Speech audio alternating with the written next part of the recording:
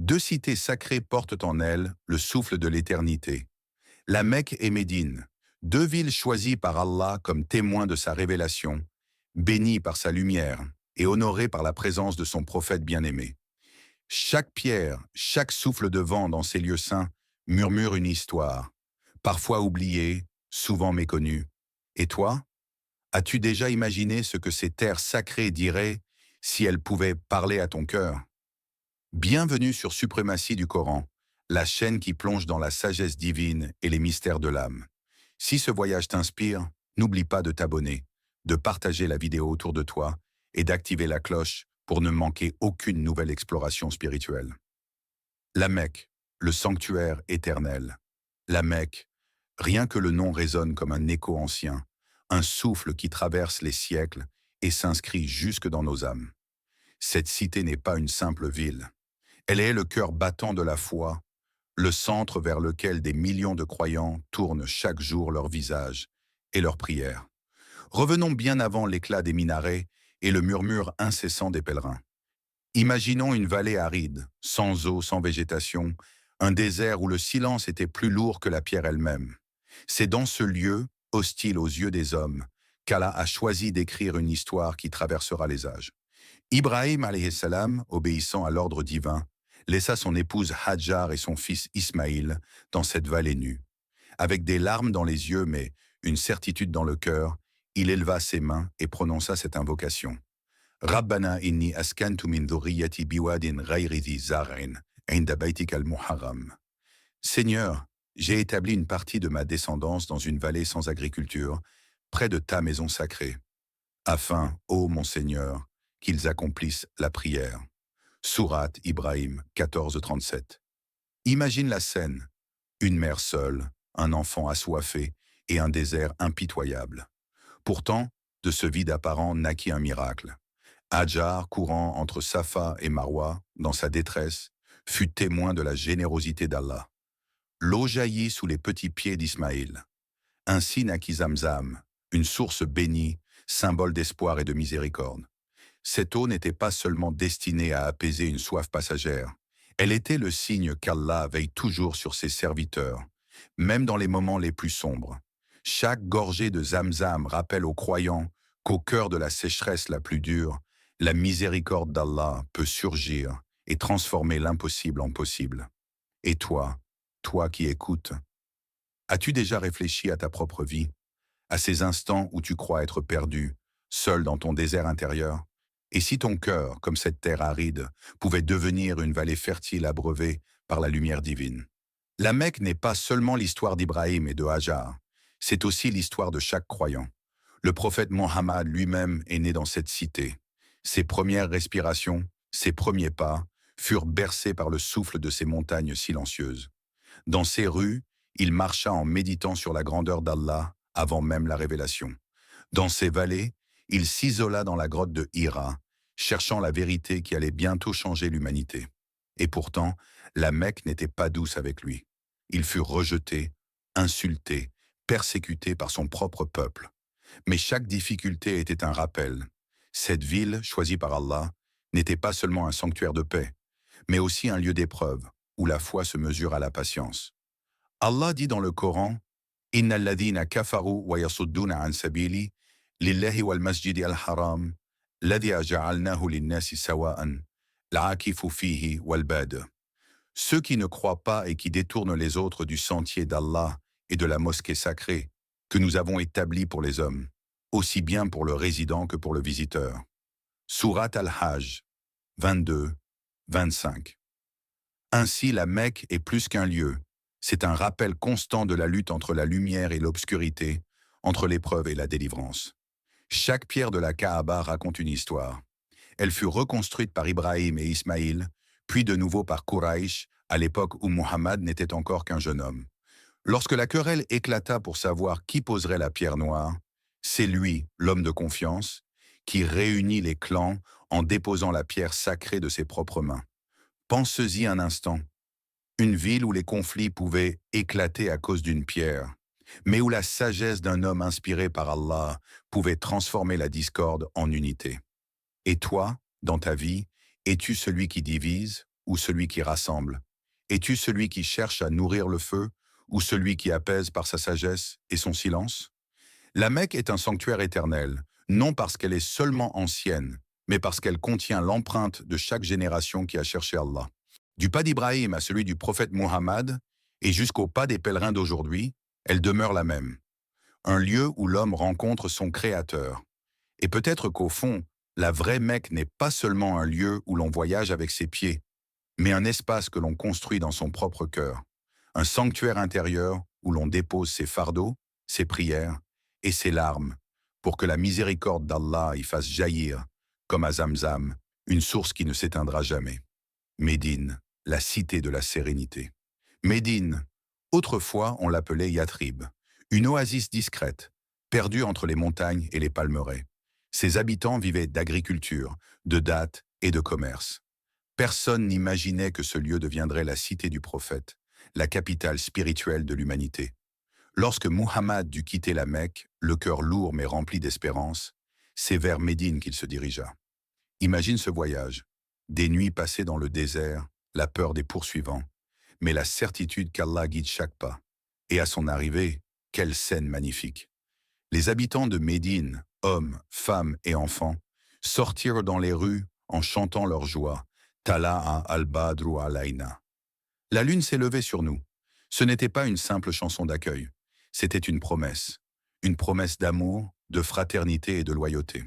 Médine devint alors le refuge de la foi, la maison où l'islam allait s'épanouir. Allah dit dans le Coran, وَالَّذِينَ تَبَوَّأُوا الدَّارَ وَالْإِيمَانَ مِنْ قَبْلِهِمْ يُحِبُّونَ مَنْ هَاجَرَ إِلَيْهِمْ وَلَا يَجِدُونَ فِيهِ. Et ceux qui, avant eux, s'étaient installés dans le pays et avaient adopté la foi, aiment ceux qui émigrent vers eux.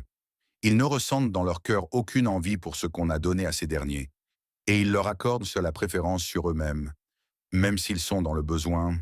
Surat al-Hashr, 59.9. Les habitants de Médine, qu'on appelle les Ansar, sont devenus un exemple éternel. Imagine un instant, partager ta maison, ta nourriture, ton travail, ton intimité avec un étranger qui n'a plus rien. Non seulement ils ont accepté les émigrés, mais ils les ont considérés comme des frères et des sœurs de sang. Pense-y, combien de fois dans ta vie as-tu ouvert ton cœur sans attendre en retour? Es-tu capable, toi aussi, de donner alors même que tu as peu? Médine, ce n'était pas seulement des rues animées par les dattiers et le marché. C'était une école spirituelle vivante. Chaque jour, les compagnons apprenaient aux côtés du prophète. Ils observaient son sourire, sa patience, ses prières nocturnes, son humilité dans les tâches les plus simples. Dans la mosquée du prophète, qui n'était au départ qu'un espace de terre battu avec des troncs de palmiers, la lumière de la révélation éclairait les cœurs. C'est là que furent récitées des paroles qui allaient transformer l'humanité. C'est là que des esclaves, des riches, des pauvres, des Arabes et des étrangers se sont assis côte à côte, unis par une seule identité, celle de musulmans. Un jour, un homme demanda au prophète, « Qui mérite le plus mon amour et mon attention ?» Le prophète répondit, « Ta mère, et après elle, ta mère, et après elle, ta mère, et après elle, ton père. » Ces enseignements simples, entendus dans les ruelles de Médine, ont résonné jusqu'à nous aujourd'hui. Mais Médine n'était pas qu'un refuge paisible. Elle fut aussi témoin de grandes batailles. Badr, Uhud, le Fossé. Des moments où la petite communauté fut menacée d'anéantissement. Et pourtant, chaque fois, la victoire ou l'épreuve renforçaient leur foi. Car Médine, plus qu'une ville, était une forge où les âmes se trempaient dans la patience et la confiance en Allah. Le prophète disait de cette cité, « Médine rejette les impuretés comme le soufflet rejette les scories du fer. » Et aussi, « La foi se réfugiera à Médine comme le serpent retourne dans son trou. » Regarde bien ces paroles. Elles ne parlent de pas seulement des pierres ou des murailles, mais de l'esprit de la ville. Médine attire les cœurs sincères et rejette les cœurs corrompus. Elle est un refuge pour les croyants, une maison pour les âmes fatiguées. Alors, toi qui écoutes, demande-toi, si la foi devait chercher refuge, ton cœur serait-il une Médine accueillante ou une forteresse fermée? Marcher dans Médine aujourd'hui, c'est sentir ce parfum d'histoire. La mosquée du prophète, Al-Masjid al-Nabawi, s'élève dans toute sa beauté. Mais ce n'est pas seulement un monument. C'est un lieu où reposent les plus grands des hommes, Mohammed, Abu Bakr, radiallahu anh, et Omar, radiallahu anh. Chaque pas dans ce sanctuaire rappelle la présence de ceux qui ont changé le destin du monde. Et pourtant, Médine n'impose pas sa grandeur par des murailles. Elle touche par sa douceur, par cette paix silencieuse qu'on ressent en y entrant. Les pèlerins le disent, la Mecque brûle le cœur par l'intensité, Médine l'apaise par la sérénité. Et peut-être est-ce là le secret. La Mecque est le lieu où tu cries tes prières, où tu verses tes larmes au pied de la Kaaba. Mais Médine est le lieu où tu écoutes ton cœur, où tu retrouves le sourire du prophète dans chaque souffle de vent, où tu apprends que la foi n'est pas seulement un cri, mais une douceur qui s'installe dans l'âme. Histoire méconnue des deux cités. Il y a des histoires que tout croyant connaît, Ibrahim et Hajar, le prophète et son émigration, la révélation du Coran. Mais il existe aussi des récits discrets, enfouis dans les replis du temps, que peu de gens racontent. Des histoires qui, lorsqu'on les écoute attentivement, résonnent comme des secrets confiés par les murs mêmes de la Mecque et Médine. Commençons par la Mecque. Peu savent que la Kaaba a été reconstruite à plusieurs reprises. La structure que nous voyons aujourd'hui n'est pas exactement celle qu'Ibrahim alayhi salam et son fils Ismaïl ont élevée. Lorsque les Quraysh décidèrent de rebâtir la Kaaba, une querelle éclata. Chaque clan voulait avoir l'honneur de placer la pierre noire. La tension était si forte que le sang aurait pu couler, jusqu'à ce qu'un jeune homme, encore inconnu pour sa mission prophétique, propose une solution. Muhammad étendit un tissu, plaça la pierre noire au centre et invita chaque chef de tribu à en tenir un coin. Puis de ses propres mains, il la déposa à sa place. Un simple geste, mais qui sauva la ville d'une guerre. Ce jour-là, avant même la révélation, Allah montra à travers lui que son rôle serait d'apaiser les discordes et d'unir les cœurs.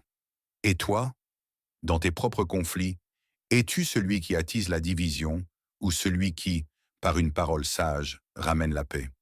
Il est aussi raconté que, dans le désert autour de la Mecque, les montagnes ont été témoins silencieux de la révélation. Le prophète disait « J'aime Uhud » et Uhud m'aime. Un rocher, une montagne, un paysage, et pourtant un lien d'amour entre un prophète et la création. Médite un instant, et si même les pierres sont sensibles à la lumière du cœur, comment resterions-nous insensibles, nous qui possédons une âme?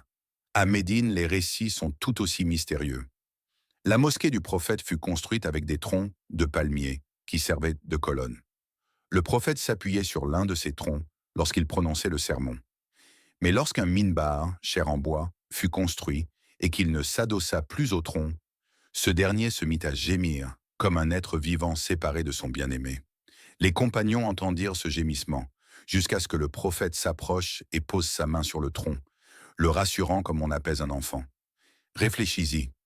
Si un simple morceau de bois pleurait de la séparation du prophète, qu'en est-il de nous? Ressentons-nous ce manque, cette nostalgie, ou avons-nous laissé nos cœurs devenir plus durs que le bois?